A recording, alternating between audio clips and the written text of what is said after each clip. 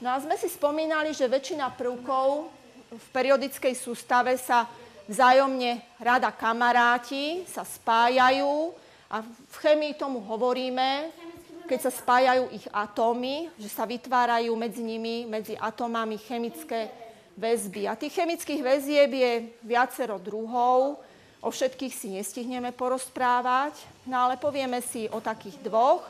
No a aby ste tomu lepšie rozumeli, tak si to povieme formou takých chemických rozprávok. Dobre? No prvá rozprávka bude o chudobnom sodíkovi a bohatom chlórovi.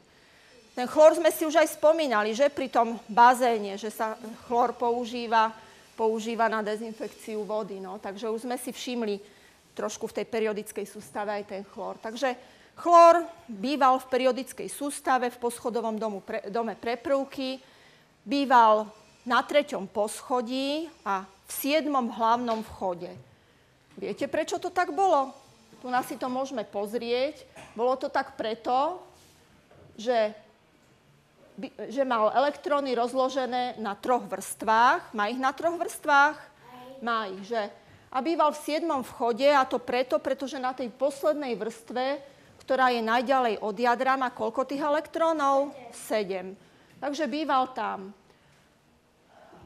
Patril medzi najbohatšie prvky v periodickej sústave. No a práve preto, lebo mal tých 7 elektrónov na tej poslednej, najvzdialenejšej vrstve od jadra. Lebo bohatstvo atómu v úvodzovkách sa závisí od toho, koľko elektrónov má na tej poslednej vrstve. Takže on ich mal 7, mohol byť spokojný, ale napriek tomu nebol spokojný, pretože veľmi závidel svojmu susedovi Argónovi, ktorý býval vedľa.